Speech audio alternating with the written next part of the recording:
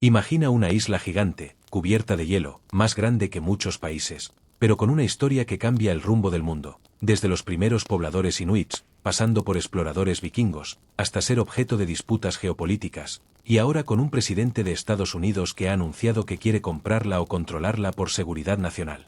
¿Por qué es tan importante? ¿Qué secretos esconde esta tierra helada? Quédate, porque hoy vas a conocer toda su historia completa, y si te gusta este tipo de contenido, suscríbete al canal y activa la campanita para no perderte nada. Groenlandia no es solo un lugar en el mapa, es una inmensa masa de hielo flotando entre continentes, una frontera natural entre Europa y América, y una de las regiones más extremas del planeta. Situada en el Atlántico Norte, justo al borde del Océano Ártico, Groenlandia se extiende al noreste de Canadá y al noroeste de Islandia. Aunque políticamente pertenece al Reino de Dinamarca, geográficamente forma parte de América del Norte, lo que ya nos da una pista de por qué siempre ha sido tan codiciada. Con más de 2 millones de kilómetros cuadrados, es la isla más grande del mundo, pero también una de las menos pobladas. Aquí, el vacío y el silencio son parte del paisaje. Más del 80% de su superficie está cubierta por una gigantesca capa de hielo que alcanza en algunos puntos más de 3 kilómetros de espesor. Este manto blanco no es estático, se mueve lentamente, cruje, se fractura y libera enormes icebergs que viajan hacia el océano. Bajo ese hielo se esconden montañas, valles y ríos antiguos, un territorio que parece dormido, pero que guarda la memoria de miles de años. Las zonas habitables se concentran casi exclusivamente en la costa, donde el hielo retrocede lo suficiente como para permitir pequeños asentamientos humanos. El clima de Groenlandia es uno de los más duros del planeta.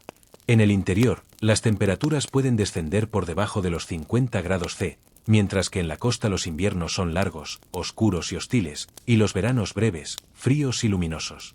Durante meses, el sol no se pone, durante otros, apenas aparece en el horizonte. Este contraste extremo ha moldeado no solo el paisaje, sino también la forma de vivir, pensar y sobrevivir de quienes han habitado la isla a lo largo de la historia. Groenlandia es hielo, sí, pero también océano, viento, roca y tiempo. Es un lugar donde la naturaleza manda y el ser humano aprende a adaptarse o desaparece. Y todo lo que ocurre aquí, desde el deshielo hasta su posición estratégica, tiene consecuencias para el resto del mundo. Si te está gustando este viaje por los rincones más extremos de la historia, suscríbete al canal, porque esto acaba de empezar y Groenlandia todavía tiene mucho que revelar. Mucho antes de que Groenlandia apareciera en mapas europeos o despertara el interés de imperios lejanos, ya había seres humanos que se atrevieron a cruzar el hielo y el silencio para habitar esta tierra imposible.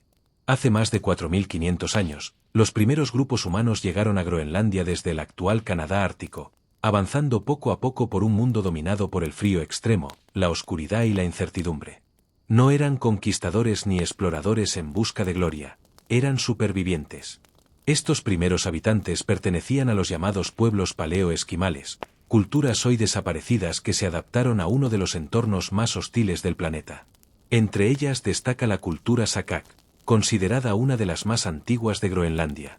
Vivieron aproximadamente entre el 2500 y el 800 a.C., dejando tras de sí herramientas de piedra, restos de viviendas y huellas silenciosas de una vida marcada por la resistencia. No conocían la agricultura ni el metal. Su mundo giraba en torno a la caza y la pesca, siguiendo los ritmos del hielo y los animales.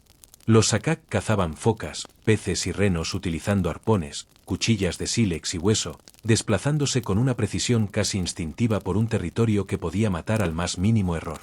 Sus asentamientos eran pequeños y temporales, adaptados a las estaciones, al movimiento del hielo y a la migración de las presas.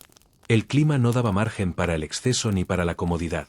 Cada decisión era una cuestión de vida o muerte.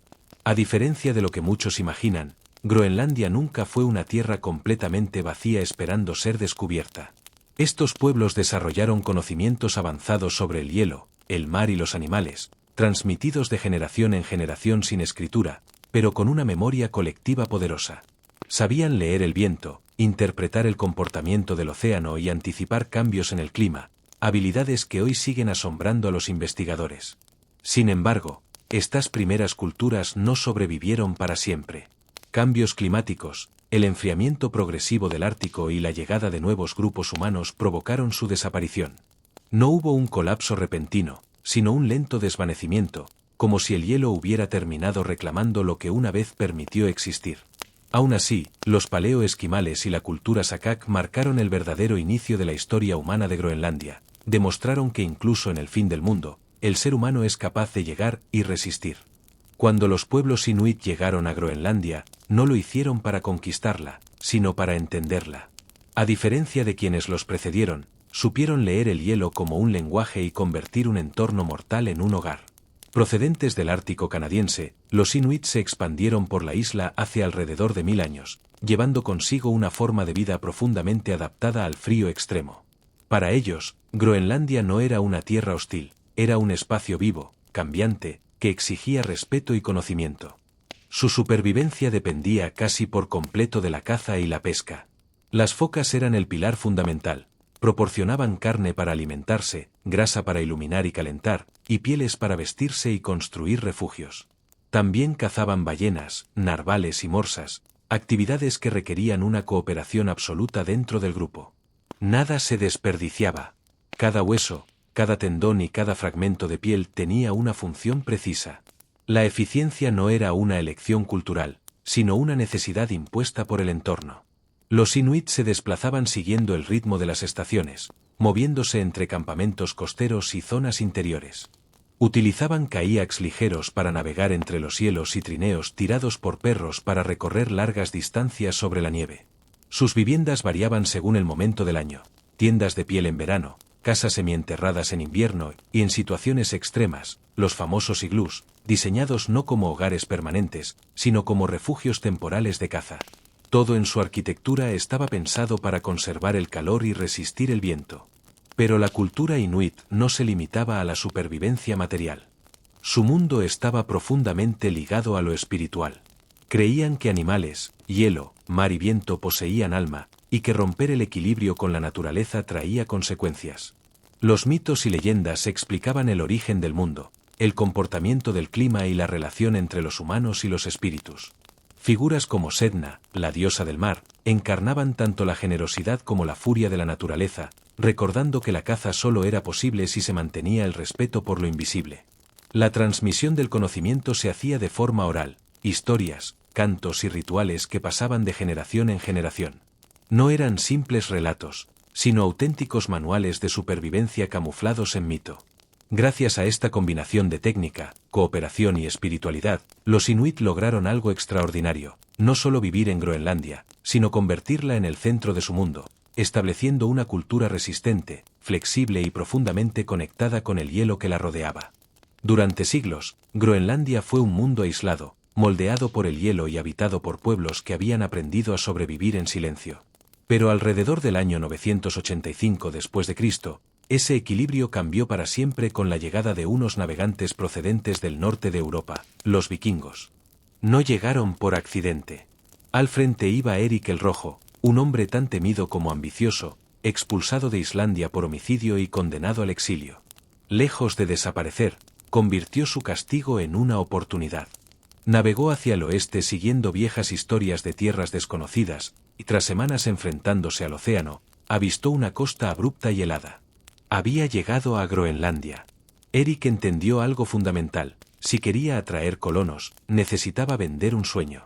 Llamó a aquella tierra Groenlandia, la Tierra Verde, un nombre tan optimista como engañoso. Pero funcionó. A su regreso a Islandia, convenció a cientos de familias para acompañarlo a fundar nuevos asentamientos. Así nacieron las colonias nórdicas del este y del oeste, formadas por granjas dispersas, iglesias y pequeñas comunidades que intentaban reproducir el modelo europeo en el extremo del mundo conocido. Los vikingos llevaron consigo ganado, herramientas de hierro, tradiciones cristianas y una economía basada en la agricultura y la ganadería, algo extremadamente frágil en un entorno tan impredecible. Dependían del comercio con Europa, especialmente del marfil de Morsa, muy valorado en la Edad Media. Durante un tiempo, los asentamientos prosperaron.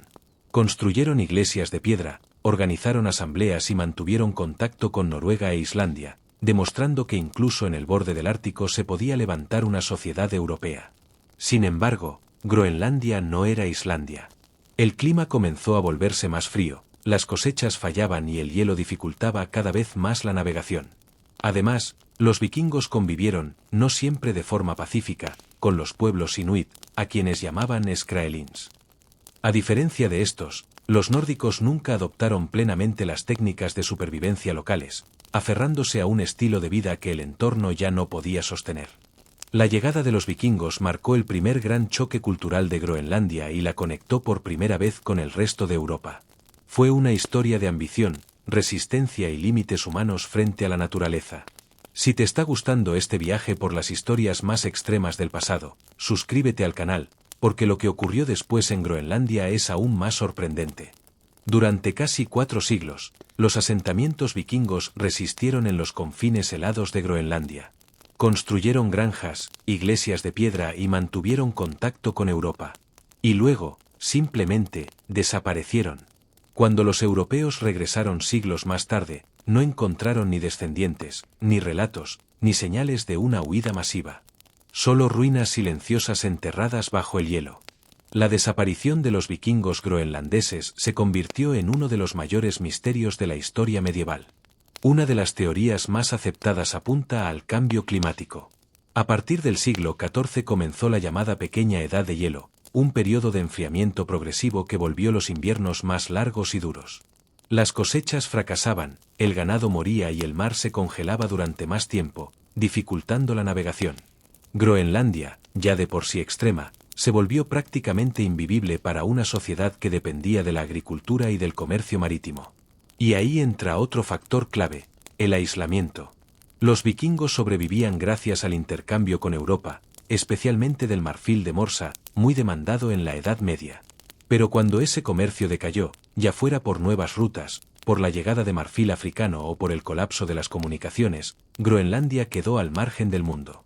Sin barcos, sin suministros y sin refuerzos, los asentamientos quedaron condenados a valerse por sí mismos. También existieron tensiones con los inuit, a quienes los nórdicos llamaban skraelings. Aunque no hay pruebas claras de una guerra abierta, sí hay indicios de conflictos puntuales. Los inuit estaban mucho mejor adaptados al entorno, cazaban focas y ballenas, usaban ropa adecuada y dominaban el hielo. Los vikingos, en cambio, apenas adoptaron estas técnicas, aferrándose a un modo de vida europeo que ya no funcionaba en el Ártico. Algunos historiadores creen que parte de la población simplemente se marchó, regresando a Islandia o Noruega cuando la situación se volvió insostenible. Otros sugieren una lenta extinción, hambre, enfermedades, frío y abandono progresivo de las granjas, generación tras generación, hasta que no quedó nadie. No hubo una gran catástrofe final, sino un desgaste silencioso. La desaparición de los vikingos de Groenlandia no fue un colapso repentino, sino una lección histórica brutal. Incluso una civilización avanzada puede desaparecer si no se adapta a su entorno. En una tierra dominada por el hielo, la rigidez cultural fue tan peligrosa como el frío. Y así, Groenlandia volvió a quedar en silencio, durante siglos. Tras la desaparición de los grandes relatos épicos, Groenlandia medieval fue un territorio de encuentros silenciosos y choques culturales apenas documentados. Mientras los asentamientos vikingos intentaban mantener su forma de vida europea en los fiordos del sur, los inuit se expandían desde el norte y el oeste, avanzando poco a poco por la isla con una adaptación total al hielo. Durante siglos, ambas culturas coexistieron en la misma tierra, pero en mundos muy distintos. Los nórdicos vivían en granjas dispersas, criaban ganado, cultivaban lo que el clima permitía y construían iglesias de piedra mirando a Europa. Su identidad estaba ligada al cristianismo, al comercio y a una estructura social heredada de Noruega e Islandia. Los inuit, en cambio, no levantaban monumentos duraderos ni dejaban crónicas escritas. Su vida seguía el ritmo del mar y de los animales, moviéndose según las estaciones y dependiendo casi por completo de la caza de focas, ballenas y morsas. Para ellos, el hielo no era un obstáculo, sino una herramienta. Las fuentes medievales hablan de contactos esporádicos entre ambos pueblos. Los vikingos llamaban skraelings a los inuit, un término que reflejaba más incomprensión que conocimiento real. Se han encontrado restos arqueológicos que sugieren intercambios puntuales, herramientas, materiales y objetos que no encajan del todo en una sola cultura. Sin embargo, estos contactos nunca derivaron en una convivencia profunda. No hubo integración, ni mezcla cultural significativa, ni aprendizaje mutuo a gran escala. Mientras los inuit perfeccionaban técnicas de supervivencia extremadamente eficientes, ropa de piel ajustada, kayaks, trineos, arpones. Los nórdicos permanecían fieles a su modelo europeo. Esta diferencia fue clave. En una Groenlandia cada vez más fría, los inuit prosperaban donde los vikingos resistían a duras penas. El choque no fue tanto violento como silencioso, dos formas opuestas de entender la vida en el Ártico compartiendo un mismo territorio sin llegar a comprenderse. Algunos relatos sugieren enfrentamientos aislados, robos o tensiones por recursos, pero no hay pruebas de una guerra abierta. Lo que sí parece claro es que los inuit sobrevivieron, y los nórdicos no. Cuando los asentamientos vikingos comenzaron a abandonarse, los inuit continuaron ocupando la isla, ajenos al colapso de aquella sociedad extranjera que había intentado imponerse al hielo. La Edad Media en Groenlandia no fue una época de grandes batallas ni conquistas, sino de contraste cultural extremo. Fue el escenario donde quedó claro que, en esta tierra, no sobrevivía el más fuerte ni el más avanzado, sino el que mejor comprendía el hielo. Durante siglos, Groenlandia volvió a quedar en los márgenes del mundo conocido. Tras la desaparición de los asentamientos vikingos, Europa prácticamente olvidó su existencia. Pero ese silencio terminó con el Renacimiento.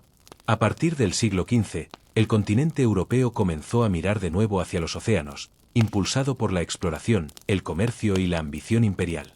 Y en ese nuevo mapa mental del mundo, Groenlandia reapareció como una pieza incómoda, misteriosa y estratégica.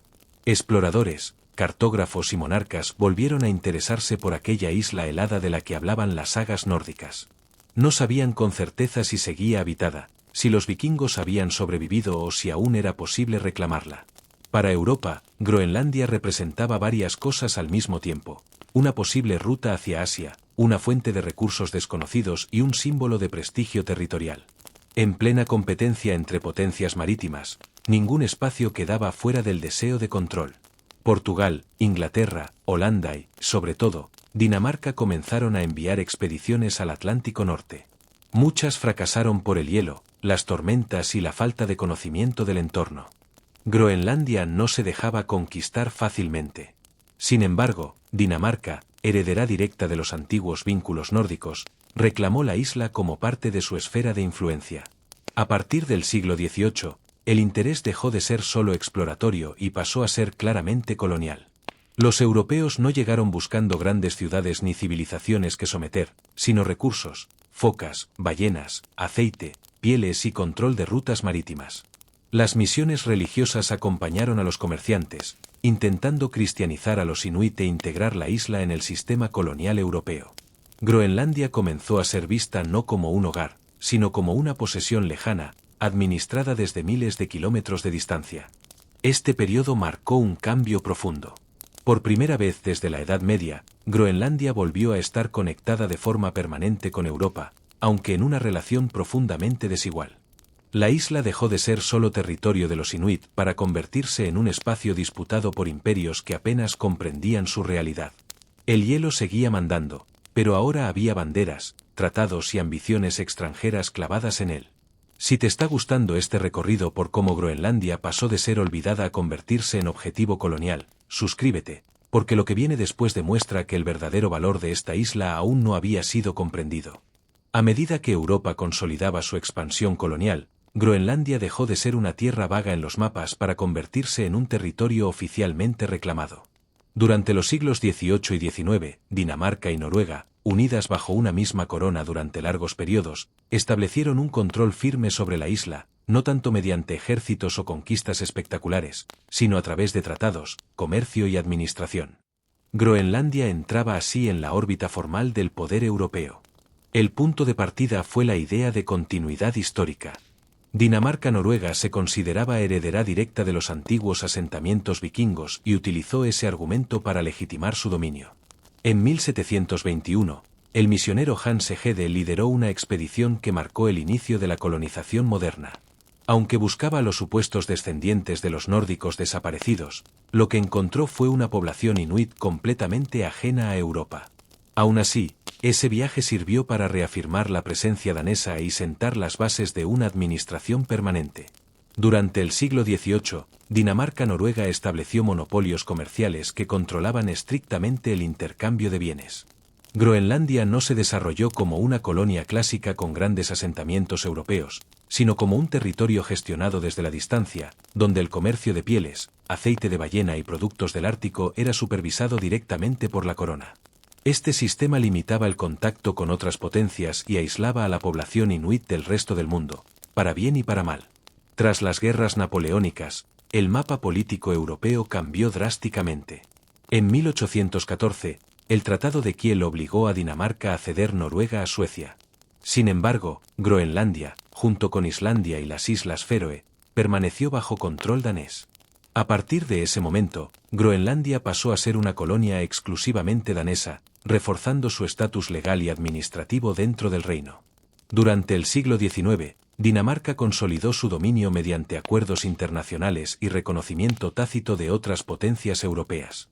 Aunque Groenlandia seguía siendo una tierra remota y poco rentable, su valor estratégico comenzaba a percibirse. El control danés no se basaba en la fuerza militar, sino en una combinación de tratados, misiones religiosas, comercio regulado y una presencia constante, aunque limitada. Así, entre despachos europeos y decisiones tomadas a miles de kilómetros, Groenlandia quedó integrada en el orden colonial moderno. El hielo seguía marcando el ritmo de la vida diaria, pero el destino político de la isla ya no se decidía en sus costas, sino en los salones de poder de Europa. Durante los siglos XIX y XX, Groenlandia dejó de ser solo una colonia remota para convertirse en una pieza clave del tablero mundial. A medida que las grandes potencias industriales miraban hacia el Ártico, la isla empezó a adquirir un valor que iba mucho más allá de sus costas heladas. Su posición, entre América del Norte y Europa, la transformó en un punto de paso natural para rutas marítimas, expediciones científicas y ambiciones geopolíticas que crecían al mismo ritmo que la tecnología. En el siglo XIX, Groenlandia se convirtió en un laboratorio natural para exploradores y científicos. El Ártico representaba el último gran territorio desconocido, y alcanzar el Polo Norte se volvió una obsesión nacional para muchos países. Expediciones británicas, estadounidenses, noruegas y danesas utilizaron Groenlandia como base de operaciones. Desde sus costas partían viajes arriesgados hacia el interior helado, cartografiando fiordos, glaciares y regiones jamás documentadas. Cada expedición no solo ampliaba el conocimiento geográfico, sino que reforzaba reclamaciones simbólicas de presencia y control. Con el avance del siglo XX, la importancia de Groenlandia se multiplicó. El desarrollo de la navegación moderna y, más tarde, de la aviación, convirtió la isla en un puente estratégico entre continentes. Las rutas más cortas entre Europa y América del Norte atravesaban el Ártico, y Groenlandia se encontraba justo en el centro. Lo que antes era un obstáculo natural pasó a ser una ventaja geográfica de enorme valor. Además, el Ártico comenzó a percibirse como una región rica en recursos potenciales, minerales, pesca, y más adelante, petróleo y gas. Aunque muchas de estas riquezas aún eran difíciles de explotar, las potencias entendieron que quien controlara Groenlandia tendría una posición privilegiada en el futuro. Dinamarca, consciente de ello, reforzó su presencia administrativa y científica en la isla para consolidar su soberanía frente a posibles reclamaciones externas. Durante este periodo, Groenlandia también fue escenario de una creciente cooperación internacional en ciencia y meteorología. Sus estaciones permitían estudiar el clima, las corrientes oceánicas y el comportamiento del hielo, información vital para la navegación global. Sin saberlo del todo, el mundo estaba convirtiendo a Groenlandia en un centro neurálgico del conocimiento polar. Así, entre mapas, brújulas y nuevas rutas aéreas, Groenlandia pasó de ser un confín olvidado a una pieza silenciosa pero decisiva del equilibrio global. El hielo seguía dominándolo todo, pero ahora ese hielo tenía un valor estratégico que ningún imperio podía ignorar. Desde mediados del siglo XIX, Groenlandia no solo despertaba interés por su hielo y sus recursos, sino también por su posición estratégica frente al Atlántico Norte. Y aunque hoy pueda parecer increíble, Estados Unidos ya se planteaba hacerse con esta isla mucho antes de que la Guerra Fría la convirtiera en un punto neurálgico. Los intentos tempranos de compra reflejan cómo, incluso entonces, Groenlandia era vista como una pieza clave para el poder y la seguridad continental. El primer acercamiento serio se remonta a 1867, en plena expansión estadounidense tras la Guerra Civil y la compra de Alaska. Algunos documentos indican que agentes del gobierno estadounidense exploraron la idea de adquirir Groenlandia, pensando en su valor como base naval y como recurso estratégico en el Atlántico Norte. Por aquel entonces, la propuesta no pasó de ser un plan exploratorio, debatido en despachos y mapas, sin que se llegara a formular una oferta concreta, pero marcó la intención de Estados Unidos de no dejar ningún territorio estratégico fuera de su influencia. Décadas más tarde, en 1910, la idea volvió a surgir. A medida que la aviación y la navegación moderna comenzaban a cambiar la logística global, Groenlandia se percibía no solo como un territorio de hielo, sino como un trampolín natural para rutas transatlánticas. El interés estadounidense se intensificó, especialmente ante la posibilidad de controlar rutas marítimas y zonas pesqueras. Sin embargo, en esta ocasión tampoco hubo negociación formal. Los desafíos diplomáticos y el compromiso danés hicieron que la idea quedara solo sobre el papel. El momento más cercano a un intento real de compra llegó en 1946, justo después de la Segunda Guerra Mundial. El presidente Harry S. Truman ofreció a Dinamarca $100 millones por Groenlandia, en un movimiento que combinaba seguridad militar y visión estratégica. Tras la guerra, Groenlandia era vista como un punto clave para el despliegue de bases aéreas y para el control del Atlántico Norte frente a la Unión Soviética.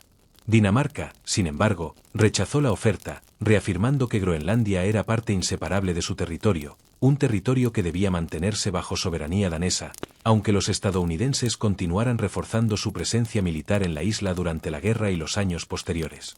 Estos primeros intentos muestran algo revelador. Groenlandia siempre ha sido más que hielo y montañas. Desde finales del siglo XIX hasta mediados del XX, Estados Unidos entendió que controlar la isla significaba proyectar poder, asegurar rutas estratégicas y adelantarse a posibles rivales. Groenlandia se convirtió así en un símbolo, un territorio remoto que podía definir el equilibrio geopolítico, mucho antes de que el mundo se diera cuenta de su verdadero valor. Durante la Segunda Guerra Mundial, Groenlandia dejó de ser una isla remota cubierta de hielo para convertirse en un punto estratégico que podía inclinar la balanza de la guerra en el Atlántico Norte. Su ubicación, entre América del Norte y Europa, la convirtió en una pieza codiciada por ambos bandos, aunque fueron los aliados quienes lograron aprovecharla de manera decisiva. El Ártico, hasta entonces considerado un territorio casi inalcanzable, se transformó en un campo de operaciones clave en la lucha contra Alemania y sus submarinos. Con Dinamarca ocupada por la Alemania nazi en 1940, Groenlandia quedó prácticamente aislada de su metrópoli. Esto creó una situación única. Estados Unidos y Canadá pudieron establecer presencia militar bajo la excusa de proteger a los inuit y garantizar el control del territorio frente al eje. Se construyeron bases aéreas y estaciones meteorológicas que permitieron monitorear los movimientos alemanes, controlar el Atlántico Norte y preparar rutas de vuelo estratégicas hacia Europa. Estas instalaciones fueron cruciales para el transporte de aviones, suministros y tropas a través del Atlántico, evitando que Alemania pudiera controlar los pasos del norte. Las bases no solo tenían un valor militar inmediato, también eran esenciales para la meteorología.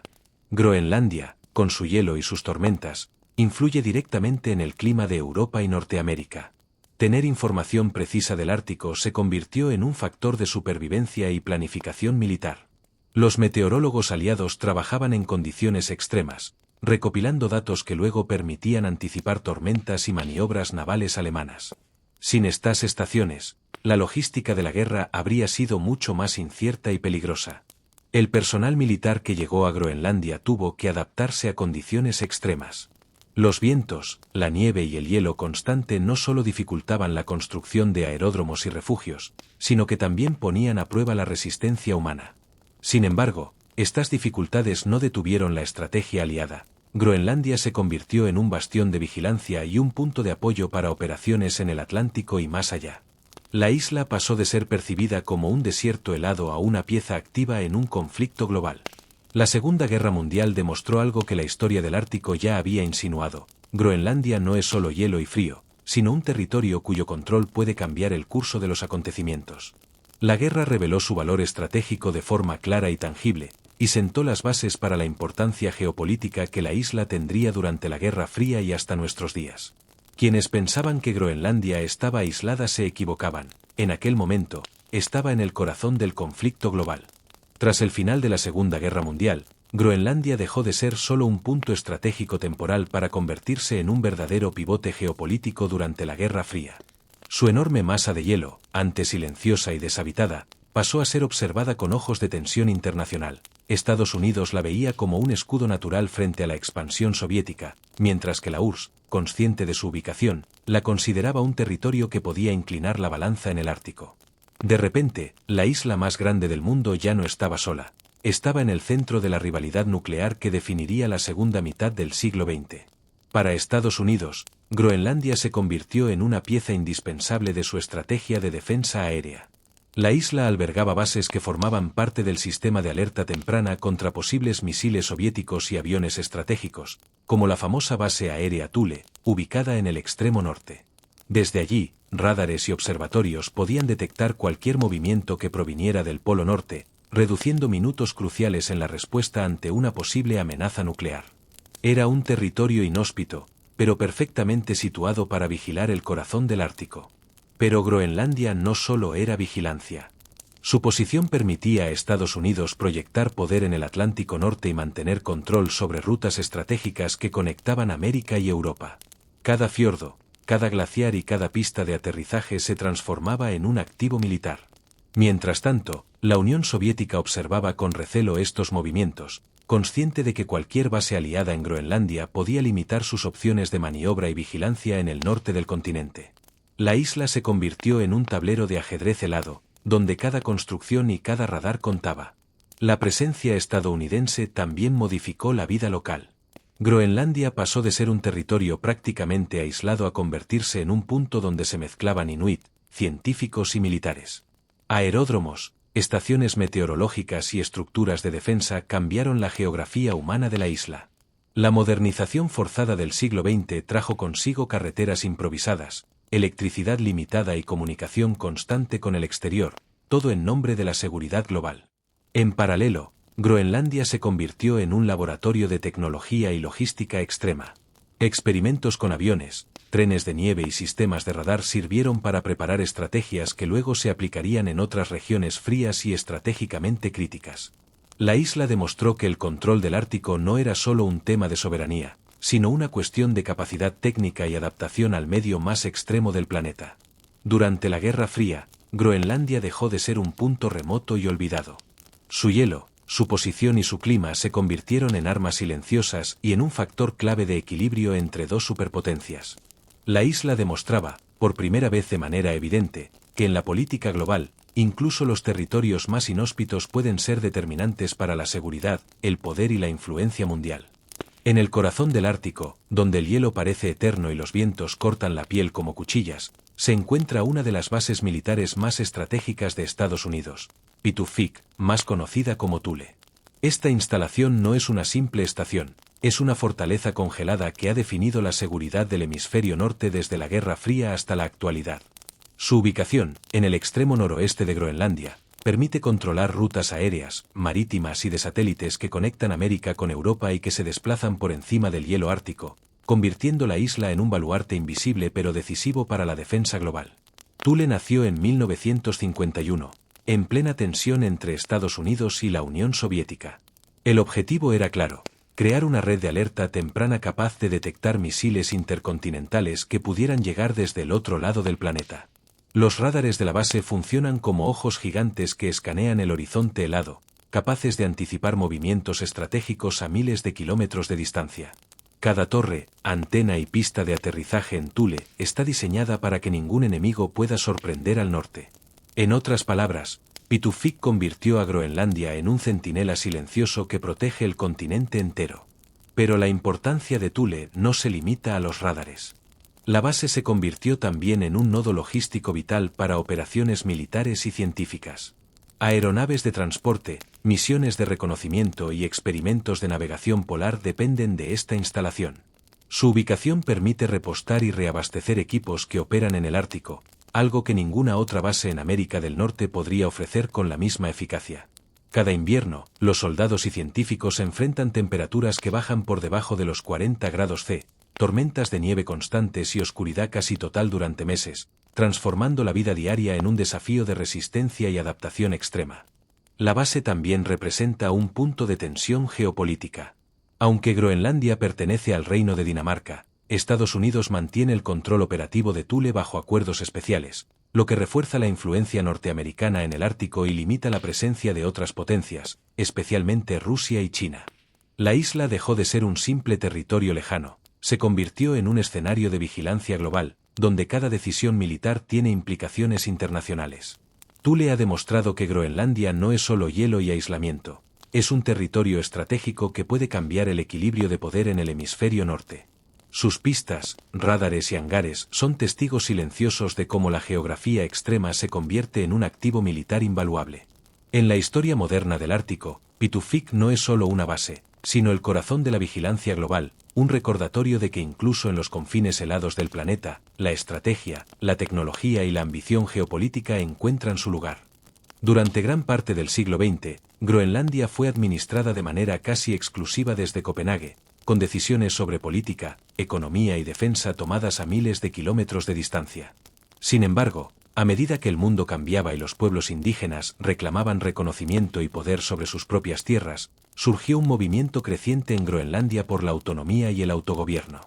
Este proceso no fue un evento aislado ni rápido, fue décadas de negociaciones, demandas culturales y estratégicas, y la construcción de una identidad política propia en medio de un territorio dominado históricamente por Dinamarca. El primer gran paso se dio en 1979, cuando se implementó el Home Rule, o gobierno autónomo interno. Por primera vez, Groenlandia pudo administrar muchos de sus asuntos locales, incluyendo educación, salud y recursos naturales, mientras Dinamarca conservaba la responsabilidad sobre defensa, relaciones exteriores y moneda. Fue un cambio simbólico y práctico. Los groenlandeses dejaron de ser meros sujetos administrativos para convertirse en gestores de su propio destino, estableciendo instituciones locales, parlamentos y ministerios capaces de tomar decisiones adaptadas a las particularidades del Ártico. El proceso de autonomía también estuvo ligado a la reivindicación cultural. Durante siglos, los inuit habían visto cómo su idioma, sus tradiciones y su manera de vivir eran subordinados a las leyes europeas. La creación de un gobierno local permitió no solo administrar recursos, sino también revitalizar la lengua groenlandesa, proteger la cultura y reforzar un sentido de identidad propio que uniera a la población frente a los retos sociales y medioambientales del norte. En las décadas posteriores, Groenlandia avanzó hacia un autogobierno más profundo con el Self-Government Act de 2009. Este nuevo marco legal amplió el control sobre recursos naturales, incluyendo minerales y petróleo, y otorgó reconocimiento explícito a la población inuit como pueblo con derecho a su autodeterminación. Dinamarca seguía supervisando asuntos internacionales y defensa, pero la isla ganó capacidad real para gestionar su economía, negociar con empresas extranjeras y decidir sobre proyectos de desarrollo interno. Fue un paso decisivo para transformar la relación entre la metrópoli europea y la isla ártica. Ya no era solo un territorio colonial, sino una comunidad con voz propia en la arena política. El camino hacia la autonomía también refleja un delicado equilibrio geopolítico. Groenlandia tiene enormes recursos y una ubicación estratégica que la hace codiciada por potencias como Estados Unidos, Rusia y China. Su autogobierno le permite gestionar estas relaciones con cierta independencia, aunque siempre bajo la sombra de la alianza histórica con Dinamarca. Hoy, la isla es un ejemplo de cómo un territorio remoto y helado puede construir un gobierno moderno sin perder su identidad cultural, combinando tradición, derecho y estrategia en un proceso único que continúa evolucionando. Groenlandia demuestra que incluso en los confines del mundo, el poder no solo se mide por ejércitos o riqueza, sino también por la capacidad de un pueblo para tomar el control de su propio destino, adaptando siglos de historia a las exigencias del presente y las oportunidades del futuro.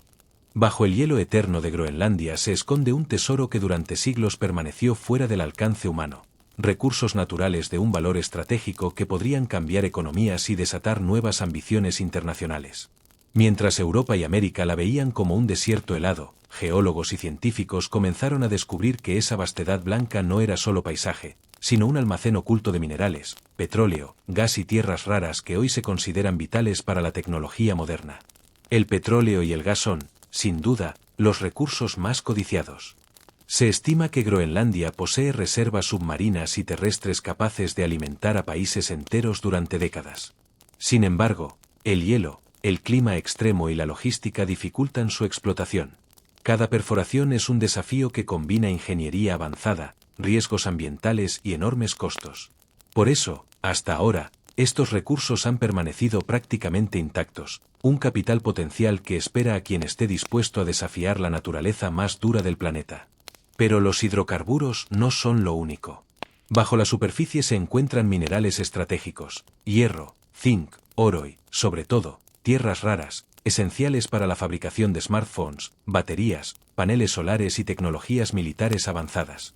La creciente demanda global ha convertido a Groenlandia en un foco de atención para compañías internacionales y gobiernos que buscan asegurar su suministro frente a competidores geopolíticos. Estas tierras raras, invisibles para el ojo inexperto, podrían convertir la isla en un enclave de influencia tecnológica y económica. El hierro y el zinc han sido explotados de manera limitada desde principios del siglo XX, pero el verdadero potencial reside en minerales críticos como el uranio y el tantalio, que podrían cambiar el mapa de la energía y la industria electrónica. Groenlandia no es solo hielo y nieve, es un almacén de recursos estratégicos que combina riqueza mineral con ubicación geopolítica, un doble atractivo que potencia su valor frente a Estados Unidos, China, Rusia y Europa. Este potencial, sin embargo, no viene sin dilemas. Explorar y extraer estos recursos implica enfrentar desafíos ambientales colosales, el deshielo acelerado, los frágiles ecosistemas árticos y la necesidad de equilibrar desarrollo económico con preservación natural. Además, el control de estos recursos es también un juego político. Dinamarca mantiene soberanía, pero el autogobierno groenlandés puede decidir sobre la explotación, lo que convierte a la isla en un territorio donde los intereses internacionales y locales se cruzan de manera constante. Groenlandia, entonces, deja de ser solo una isla remota y se convierte en un escenario donde la geología, la economía y la política se entrelazan. Lo que yace bajo su hielo podría determinar rutas comerciales, tecnologías futuras y hasta la influencia de las grandes potencias en el Ártico. Cada tonelada de mineral, cada pozo de gas, cada veta de petróleo es, en realidad, una carta en un tablero global, esperando que la humanidad aprenda a jugar con cuidado en un territorio donde la naturaleza sigue siendo la dueña absoluta. Durante siglos, el hielo de Groenlandia fue visto como algo eterno, inmóvil, casi fuera del tiempo. Pero en las últimas décadas, esa idea se ha roto para siempre. El deshielo acelerado ha convertido a la isla en uno de los epicentros del cambio climático global, un lugar donde el calentamiento no es una teoría, sino una realidad visible que transforma paisajes, economías y equilibrios geopolíticos. Groenlandia ya no solo refleja el sol con su manto blanco, ahora también refleja el futuro del planeta. El aumento de las temperaturas ha provocado que la gigantesca capa de hielo groenlandesa pierda miles de millones de toneladas cada año. Glaciares que durante milenios avanzaron lentamente hacia el mar ahora retroceden a un ritmo alarmante. Ríos de deshielo atraviesan la superficie helada y enormes bloques de hielo se desprenden, elevando el nivel del mar a escala global. Lo que ocurre aquí no afecta solo a una isla remota, afecta a ciudades costeras, ecosistemas y millones de personas en todo el mundo. Pero el deshielo no solo trae consecuencias ambientales. También está cambiando la forma en que el Ártico es percibido y utilizado. Zonas antes inaccesibles comienzan a quedar libres de hielo durante más meses al año, abriendo nuevas rutas marítimas que reducen drásticamente las distancias entre Europa, Asia y América del Norte. Pasos que antes eran trampas mortales ahora se estudian como futuras autopistas comerciales. Groenlandia, situada en el corazón de estas rutas emergentes, adquiere un valor estratégico sin precedentes. Este nuevo escenario despierta tanto oportunidades como tensiones. Por un lado, el acceso a recursos minerales, petróleo y gas se vuelve más viable. Por otro, el frágil ecosistema ártico queda expuesto a riesgos enormes. La pesca cambia, las especies migran y las comunidades inuit ven alteradas tradiciones que dependían de un hielo predecible. La caza, los desplazamientos y la vida cotidiana se vuelven cada vez más inciertos en un entorno que ya no responde a los patrones conocidos. Además, el cambio climático intensifica la competencia entre potencias. Estados Unidos, Rusia, China y Europa observan el Ártico como un espacio estratégico del siglo XXI. Groenlandia deja de ser solo una isla bajo soberanía danesa y se convierte en un punto clave en debates sobre seguridad, comercio y control territorial. El hielo que se derrite no solo libera rutas, también elimina barreras geopolíticas que antes mantenían el equilibrio. Groenlandia se ha transformado en una advertencia viviente. Su deshielo muestra hasta qué punto el planeta está cambiando y cómo esos cambios redefinen el poder, la economía y la vida humana. En esta isla, el futuro no se anuncia con palabras, sino con el sonido del hielo rompiéndose. Y ese sonido, cada año más fuerte, ya se escucha en todo el mundo. En el siglo XXI, Groenlandia vive una paradoja constante. Es una de las regiones más antiguas del planeta en términos geológicos, pero también una de las más jóvenes en su desarrollo político, económico y cultural. Con poco más de 56.000 habitantes repartidos a lo largo de una costa inmensa, la isla sigue siendo un territorio de distancias extremas, donde pequeñas ciudades y asentamientos sobreviven separados por fiordos, hielo y océano. Nuuk, la capital, concentra buena parte de la población y actúa como centro político, económico y cultural de un país que avanza lentamente hacia la modernidad sin romper del todo con su pasado. La economía groenlandesa es limitada, pero estratégica. La pesca sigue siendo el pilar fundamental, especialmente el camarón y el halibut, que representan la mayor parte de las exportaciones. A esto se suman subvenciones procedentes de Dinamarca, que sostienen buena parte del gasto público. Sin embargo, Groenlandia busca reducir su dependencia económica mediante el desarrollo de nuevos sectores, minería, turismo ártico y proyectos energéticos. Cada decisión económica está marcada por un delicado equilibrio entre crecimiento, protección ambiental y preservación cultural. La población groenlandesa es mayoritariamente inuit, y esa identidad se refleja con fuerza en la cultura moderna. El Kalaallisut, la lengua groenlandesa, es hoy el idioma principal, y su uso se promueve en la educación, los medios y la administración. Lejos de desaparecer, las tradiciones inuit conviven con elementos contemporáneos. Música moderna mezclada con cantos ancestrales, arte urbano que dialoga con mitología antigua y jóvenes que utilizan redes sociales sin perder el vínculo con la caza y el mar. Groenlandia no se ha occidentalizado por completo, ha reinterpretado la modernidad a su manera. La vida cotidiana en el siglo XXI también está marcada por desafíos sociales. El aislamiento, el alto coste de vida, la vivienda y los problemas de salud mental son temas recurrentes. Al mismo tiempo, la conectividad digital ha reducido la distancia con el resto del mundo. Internet, aviación y nuevas infraestructuras han acortado un aislamiento que durante siglos definió la existencia en la isla. Groenlandia ya no está fuera del mundo, forma parte activa de debates globales sobre clima, recursos y soberanía. Culturalmente, la isla atraviesa una etapa de afirmación. El cine, la literatura y el arte contemporáneo groenlandés exploran temas como la identidad, el colonialismo, el cambio climático y el futuro del país. Hay una generación que mira hacia adelante sin renunciar a sus raíces, consciente de que su tierra es observada por el mundo entero. Así, en el siglo XXI, Groenlandia no es solo hielo y silencio.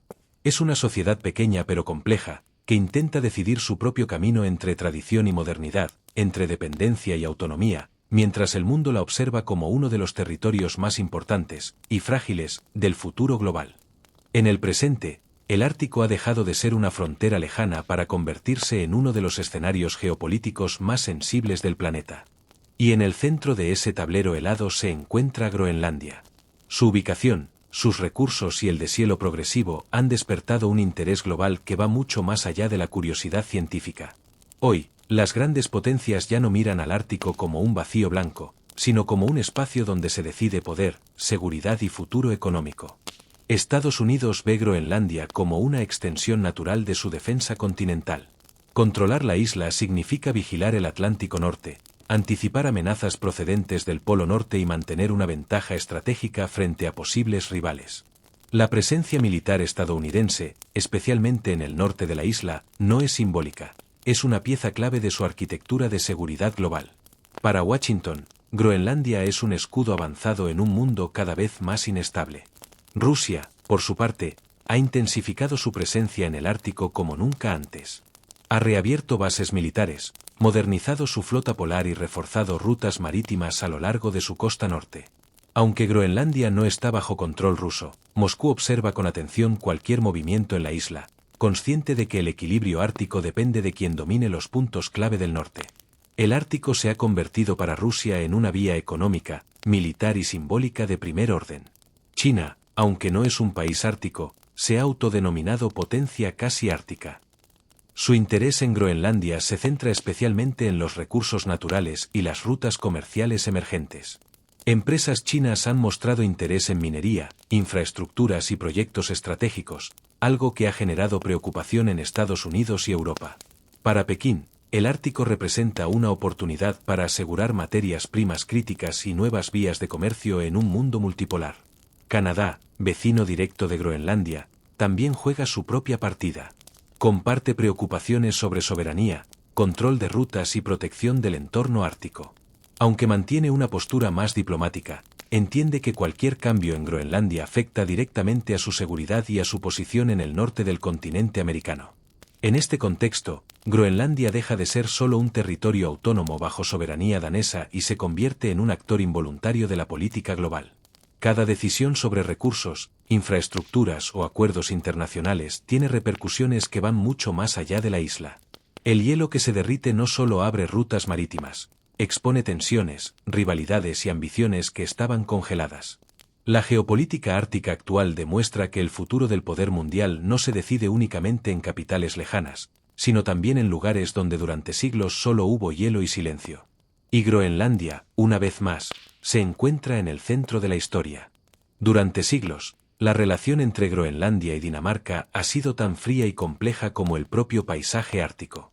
Lo que comenzó como una conexión lejana entre colonia y metrópoli ha evolucionado hacia un vínculo lleno de matices, acuerdos delicados y tensiones políticas que aún hoy marcan el rumbo de la isla.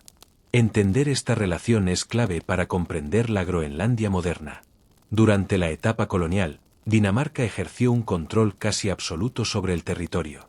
Administraba el comercio, la religión, la educación y la vida cotidiana, mientras la población inuit quedaba relegada a un segundo plano. Aunque Copenhague se presentaba como protectora, la realidad era una dependencia total. Groenlandia era vista más como un territorio estratégico y económico que como una sociedad con voz propia.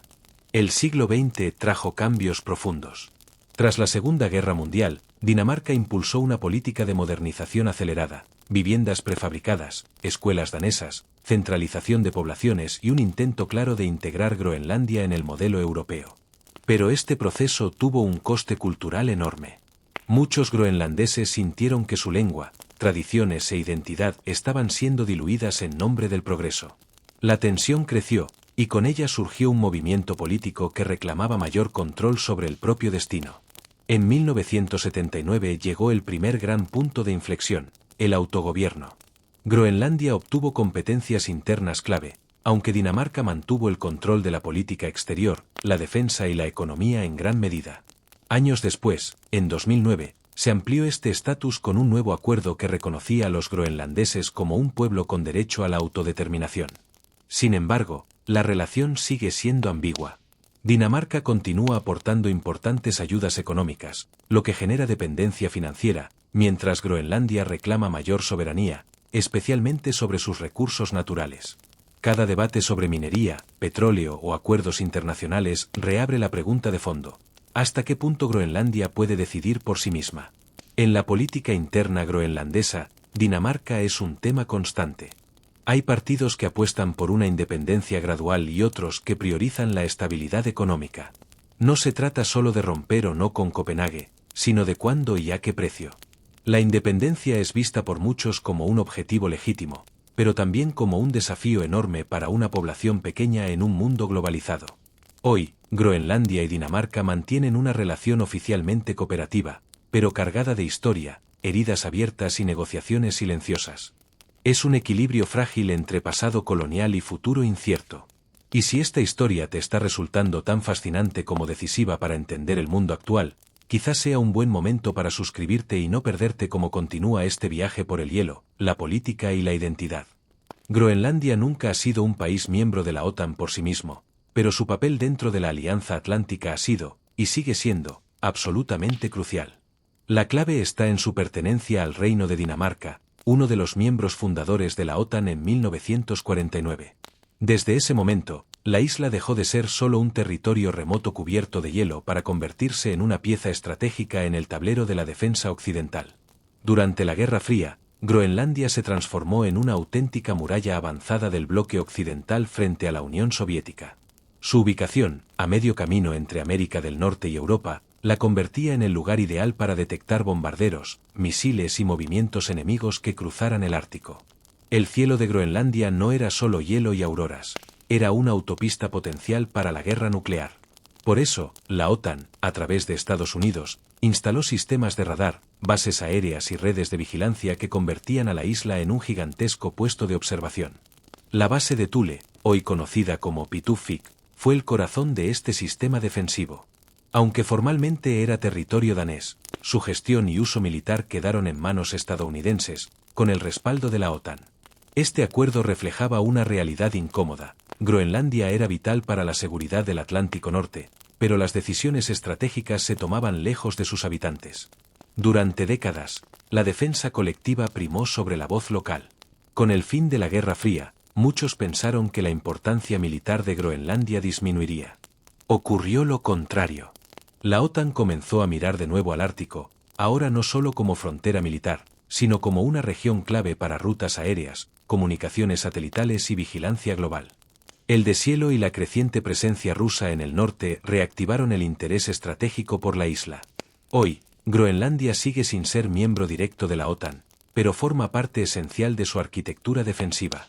Dinamarca mantiene la responsabilidad formal, Estados Unidos aporta la capacidad militar, y la alianza se beneficia de una posición geográfica insustituible. Al mismo tiempo, el autogobierno groenlandés observa con cautela este papel, consciente de que la seguridad internacional influye directamente en su futuro político. Así, Groenlandia se mantiene en una posición singular, no decide las grandes estrategias militares, pero es imprescindible para que éstas existan. Una isla sin ejército propio, pero clave en la defensa de medio planeta. En el Ártico, el silencio del hielo también puede ser una línea de defensa. En pleno siglo XXI, cuando parecía que los mapas ya no se compraban ni se vendían, Groenlandia volvió a ocupar titulares de todo el mundo por una razón tan inesperada como reveladora. Donald Trump, expresidente de Estados Unidos, afirmó públicamente que estaba evaluando de forma activa la posibilidad de comprar Groenlandia, o al menos, hacerse con algún tipo de control sobre su territorio. Para muchos sonó a broma, a excentricidad o a simple provocación política. Pero detrás de esa declaración había algo mucho más profundo. Trump justificó su interés en términos de seguridad nacional. Y no era un argumento improvisado. Groenlandia es una pieza clave en la defensa del Ártico, en el control de rutas aéreas y marítimas emergentes, y en la vigilancia de posibles amenazas procedentes de Rusia o incluso de China. En un mundo donde el hielo se derrite y abre nuevas rutas comerciales y militares, la isla se ha convertido en un punto estratégico de primer nivel. Estados Unidos ya mantiene presencia militar allí desde hace décadas, pero la idea de comprar el territorio supondría llevar esa influencia a otro nivel. Según diversas informaciones, el entorno de Trump llegó a explorar conversaciones informales con Dinamarca para sondear la viabilidad del plan. La respuesta oficial fue inmediata y tajante: Groenlandia no está en venta. Desde Copenhague se calificó la propuesta de absurda, y desde Nuuk, la capital groenlandesa, se recordó algo esencial: la isla no es una mercancía, sino el hogar de un pueblo con identidad, derechos y aspiraciones propias. Para los groenlandeses, el episodio dejó al descubierto una realidad incómoda. Aunque cuentan con un amplio autogobierno, siguen siendo vistos por las grandes potencias como un territorio estratégico antes que como una sociedad con voz propia. El interés de Trump no era nuevo en la historia, pero sí especialmente explícito. Por primera vez en décadas, una potencia mundial hablaba abiertamente de adquirir Groenlandia como si aún viviéramos en la era colonial. Este episodio demostró que Groenlandia ya no es un rincón olvidado del planeta. Es un tablero donde se cruzan ambiciones militares, económicas y geopolíticas.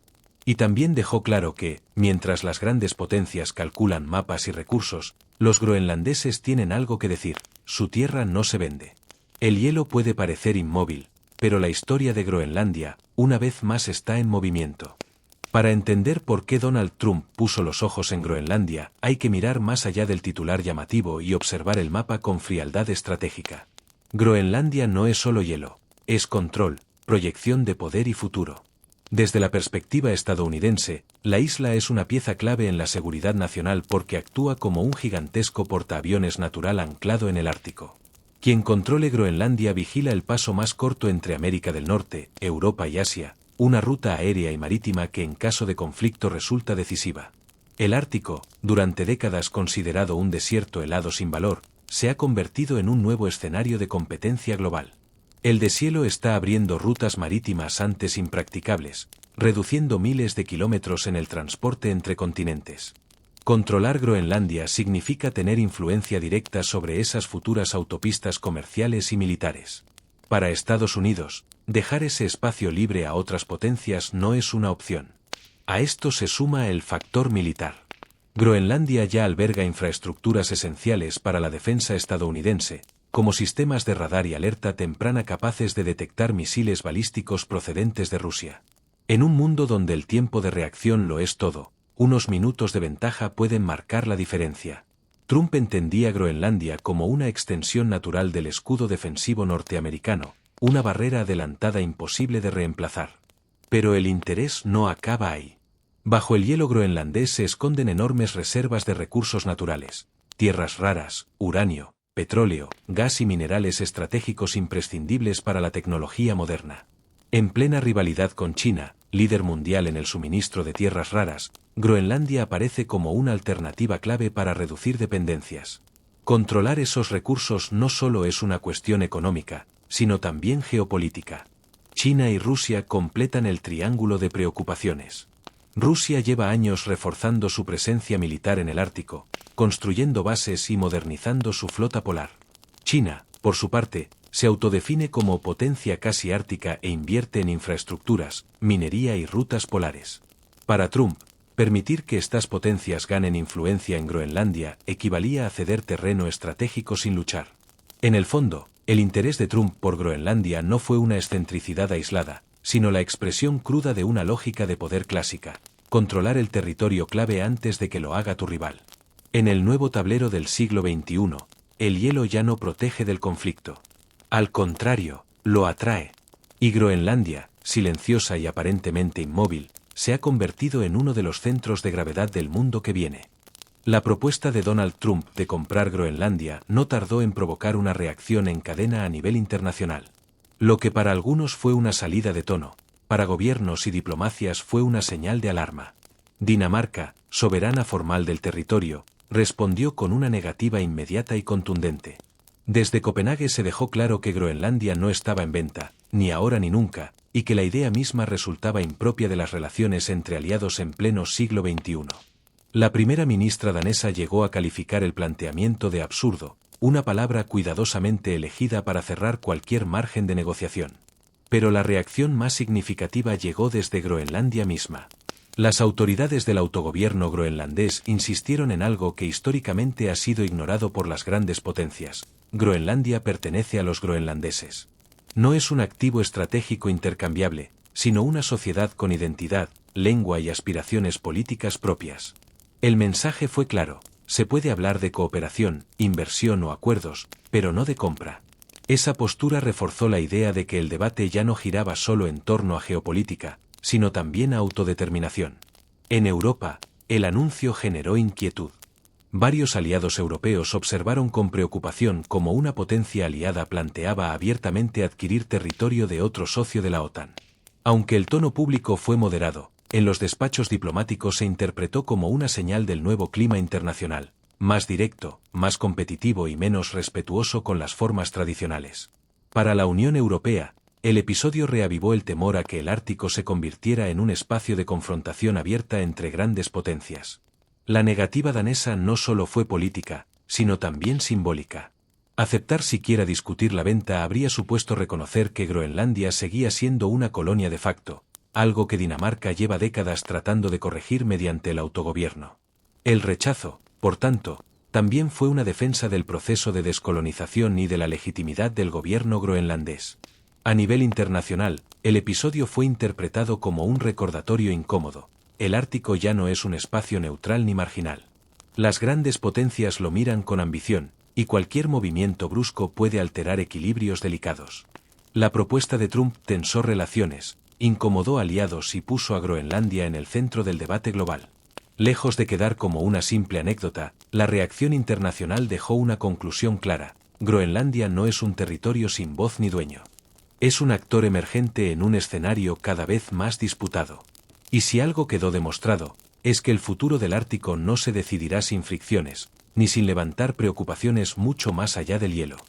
Cuando se analiza el futuro de Groenlandia en clave de poder, surgen varios escenarios posibles que van mucho más allá de la ocurrencia mediática de una compra directa. El primero, y el más realista, es el de la diplomacia reforzada. En este escenario, Estados Unidos y otras potencias intensifican acuerdos con Dinamarca y con el gobierno autónomo groenlandés. Más inversión, más cooperación militar, más presencia estratégica, pero siempre bajo el marco legal existente. No se compra el territorio, pero se consolida la influencia. Es una vía silenciosa, gradual y políticamente aceptable, que ya está en marcha. El segundo escenario es el de una compra encubierta, no en términos legales, sino prácticos. No se adquiere Groenlandia como territorio soberano, pero sí se obtienen derechos preferentes sobre recursos, infraestructuras, puertos, aeropuertos y bases militares.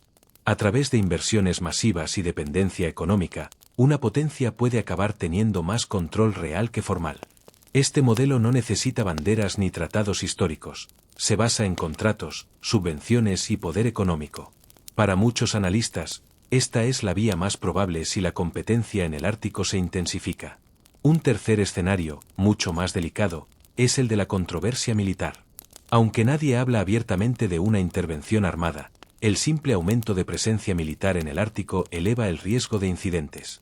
Maniobras, vuelos de reconocimiento, despliegue de misiles o radares avanzados pueden convertir a Groenlandia en un punto de fricción permanente entre potencias.